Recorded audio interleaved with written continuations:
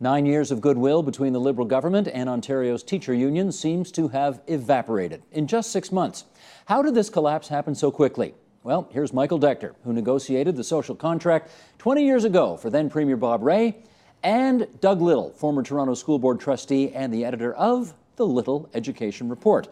And I welcome you two guys here for the first program of our 7th season, and welcome you back here because you were here last March, yes. At which time, Michael Decter, you said the teachers would probably say no to what the government wanted, and therefore a settlement would be legislated. And here we are all those months later, and that's exactly what happened. So let's rewind. Is there anything the government could have / should have done differently to have avoided where we are right now? I don't think so. They communicated the situation of the province, which is dire in economic and fiscal terms. They're very clear about that. They hired someone eminently qualified in Dr. Drummond to take a look at it all at arm's length commission. And then they were very clear in their intentions not as the employer, but as the government, in saying we simply don't have money for pay increases in the public sector this time round. And what's surprising to me actually is that a third of the teachers bargained their way to agreements in that context.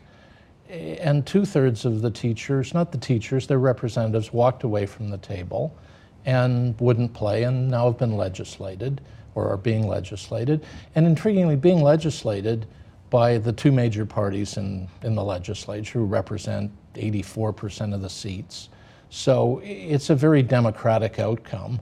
And, you know, I'm hardly surprised by it at all. I think, you know, there's been heightened rhetoric, which is somewhat alarming given the rather minor nature of what's been done. This is no 3-year pay reduction like the social contract. This is a 2-year pay freeze, which, you know, will not be a stranger to anybody working in the economy of this province or most of the developed world. These are extraordinarily common outcomes from this situation. Doug Little, you were here last March predicting that the teacher unions would turn thumbs down on the government's requests. That is, in fact, what has transpired. Is there anything the unions could have or should have done differently in the intervening months? I don't think so, Steve, either. It's an irresistible force and an immovable object that we're dealing with here. The government says, the government big mistake was to say taxes are off the table. This is all going to come out of program and cuts. Obama doesn't say that. He says it has to be half taxes and half revenue and half cuts. Obama wants to tax the rich, which is a pretty easy thing to campaign on. Yeah, okay. So do I.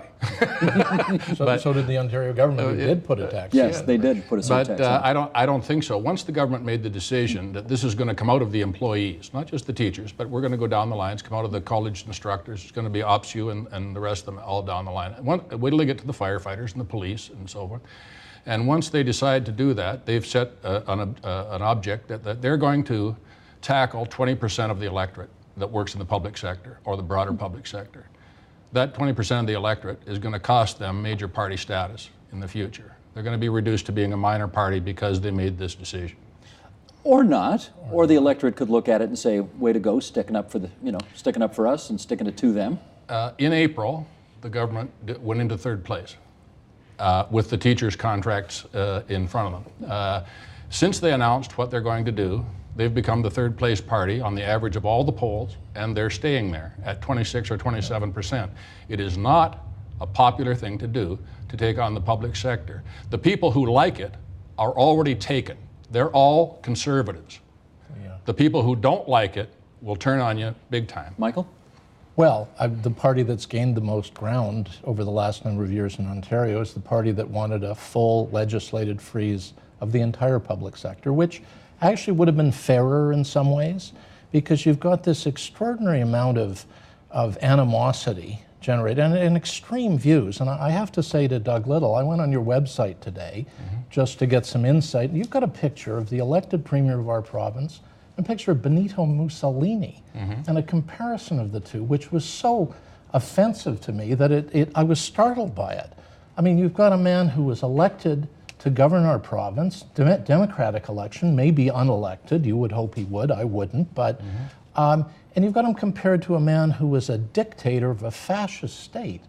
There isn't, and you're in the education business, there isn't a scintilla of similarity between their careers, these two men, their beliefs. Do you want to defend this, How can you Doug? put that Sure. up?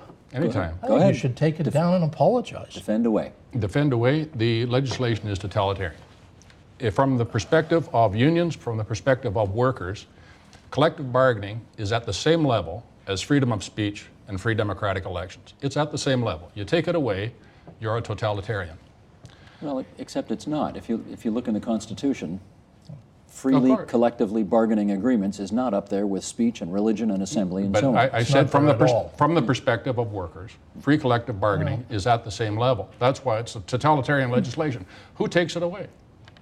The democratically elected representatives of the population are overwhelmingly voting for this. So definitionally, it can't be totalitarian. Totalitarian means you've got a dictatorship. These are people that we elected as citizens who are taking, I think, a very sensible decision. You may not like their decision, but there's no stretch of the imagination that turns this into fascism or totalitarianism. That's bizarre. I don't How? think. Don't you believe in democracy? Is that where you want Isn't to that take the show, Steve? well, I'm happy to defend it anytime he Doug, he truth wants. be told, it wasn't on my question list, and I wasn't, but the fact is you did put it up on the site.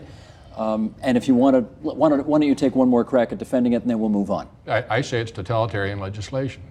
We have a collective bargaining system. The government knew they could not get what they wanted, zero, out of free collective bargaining. They could not even get it out of arbitration. They had to have zero.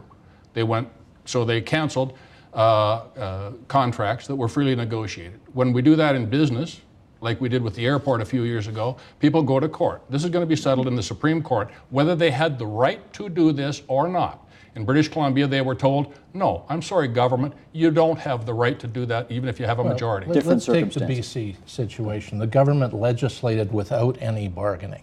Here the government will say, we were able to bargain agreements with a third of the teachers in the province, freely accepted, freely bargained, but these other leadership didn't want to lead. They wanted to have it legislated so they could cry all the way to their members about how terrible the government was. And now you're going to cry all the way to the Supreme Court, and you're not going to get anywhere in the Supreme Court. The government was very clear on its intentions, and far from legislating agreements out of existence, they prevented a very, very big increase for one group of teachers. So they leveled the playing field. So I have more faith in the Supreme Court than that, but I'm enormously offended that you would compare a premier that I think is viewed by many people. They may or may not like an individual decision. Okay, point made. But as Point- a statesman. Last one, Steve. Yeah. You probably saw the Canadian Civil Liberties Association come in on this Yes. and say this is not constitutional They're backing and it's you. against civil liberties. Yes. That's my final point on whether it's totalitarian or not. Okay. They didn't say it was totalitarian. They didn't said say- that they believe rights should extend to free collective bargaining. I've got no argument with them on that. Having said all of this, a lot of Ontarians are struggling. As we know, taxpayers have made their views known on many occasions that they think that, they're taxed out, they're maxed out. Are you concerned that the rhetoric coming from teacher union heads, Sam Hammond in particular from ETFO, I thought Ken Coran was quite thoughtful in our previous interview here, but Sam Hammond comes across as looking a little out of touch? No. Why not? Teachers are enormously popular with the parents that they deal with. The teachers are, the union heads are not. They're just the expression of the teachers, right? It's fine. We can go down that road. What I'm saying is this government is going to pay an enormous political price and become a third-place party. You can mark my words. You can bring me back at another time and say, gee, I'm surprised. Like Charest, took on the students, probably come third.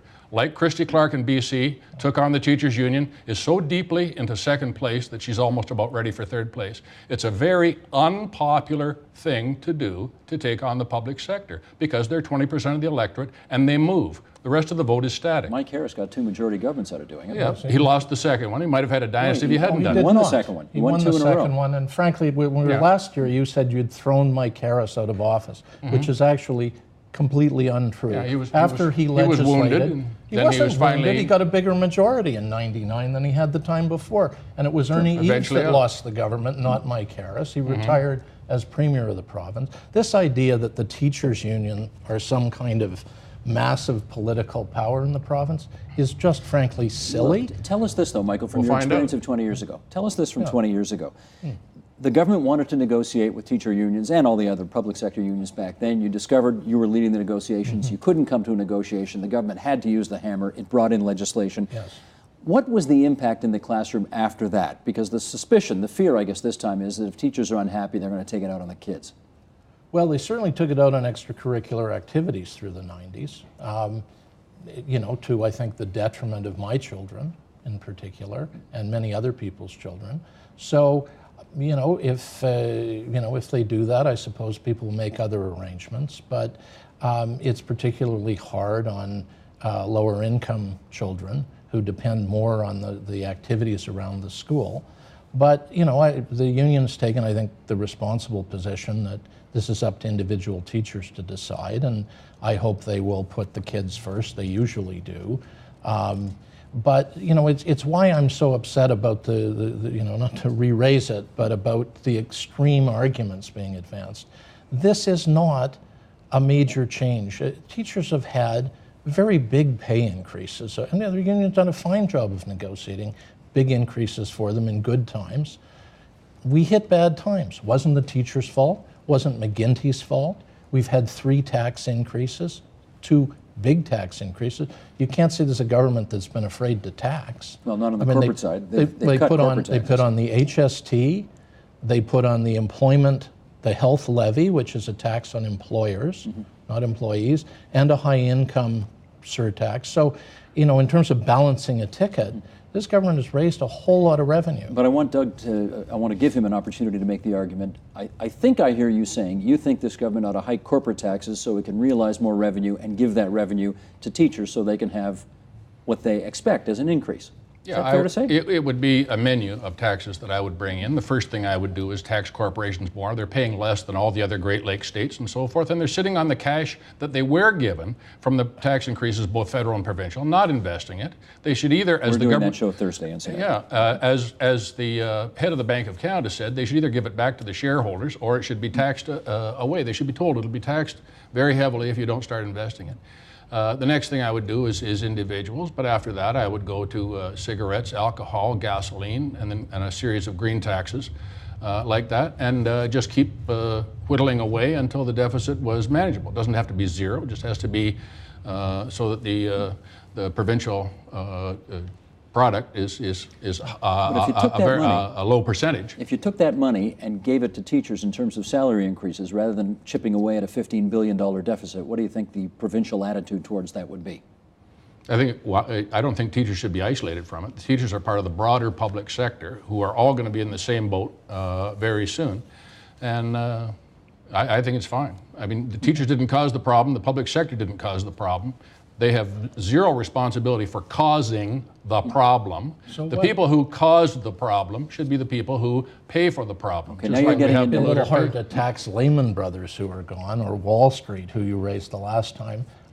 You know, this is a very interesting argument. You know, don't blame us. You know, because we're not part of a community. We're separate. We're more important. Go and tax everybody else. Go and tax the people in the private sector, many of whom haven't had raises, some of whom are at the table now bargaining reductions in their pay, or losing their jobs because they won't bargain reductions in their pay. Witness the Caterpillar situation. Let's raise taxes on those people because they're not mobile. I mean, they can't just take their business, their capital, and go somewhere else. No, the point here is what we're really being asked to do is go and borrow $15 billion and give everybody a raise. Well, I'm not for that. And there wasn't a single party that ran in the last election advocating a tax program of this sort for the simple reason that no one would have been elected. But let me sort of come full circle with you, Michael, which is to say, one of the things that people have pointed to as being needlessly provocative was this YouTube video that Premier McGuinty put out sitting on the edge of his desk in his office saying, we've met with the teacher unions and I'm now going to unilaterally make public what's been going on privately behind closed doors, namely, we got to get rid of too many sick days, I want them a 2-year freeze, et cetera, et cetera. Was that needlessly provocative here? I don't know. Was it, you know, he would have had the same reaction if he'd, you know, sent it out by mail. I think when people don't like the substance of something, they attack the process. But can you Needlessly call somebody provocative. our partners in education on the one hand and then do that on the other hand? Well, I have to say it would be hard to describe the behavior since January of anyone other than the Catholic teachers' unions as acting in partnership. I mean, the rhetoric has been extraordinary. People who won't sit at a table and bargain and then claim that they're in favor of bargaining, who walked out in April, didn't come back, who took strike votes, and they said, well, why are you legislating us? There's no threat to students and classes. Well, except for the strike votes. Pro forma. Strike votes are pro forma. They go. The contracts are never settled before December. They often go into the next year. Strike votes are part of upping the ante. They're not. But the government's the legislation is largely about winning a by-election in Kitchener-Waterloo. You think so? I think so. I think the government has made a serious miscalculation. They probably looked at a poll that said more than half the people don't support the teachers, or something like that. But the fly in their calculation is the fact that most of that 60% say that don't support the teachers are conservatives. So there's no room for the Liberals to take that position. There's room for the Conservatives to take that position and keep it. But there's no room for the Liberals to do that. You probably saw a piece by John Ibbitson the other day about the decline and fall of the Liberal Party. It'll be gone pretty soon. And part of it is federally. Yeah, but he said there'll be no provincial governments either in Canada except Joe Giz Jr. in Prince Edward Island. They're all going to go. Robert Giz. Robert Giz, yeah. They're all going to go, but because they're picking the wrong fights. Charest's fight, wrong fight. Christy Clark's fight, wrong fight. McGuinty picked the wrong fight. Give the last review, Michael Decter. Well, I grew up in Manitoba. I'm not uncomfortable with the NDP and the Conservatives back and forth, but I can tell you, if you get your big wish and the NDP become the government, faced with this circumstance, they'll do exactly what they did under the Ray government. They will try and bargain a deal, and when they can't get it, they will legislate it, because it is the responsible thing to do if you're the government. It doesn't matter what party you represent. You will end up legislating an outcome, because it's better than letting one group do really well at the expense of everybody else. Gentlemen, this was a good debate. We'll have you back. Michael Decter, Doug Little. Sure. Thanks very much. Support Ontario's public television. Donate at tvo.org.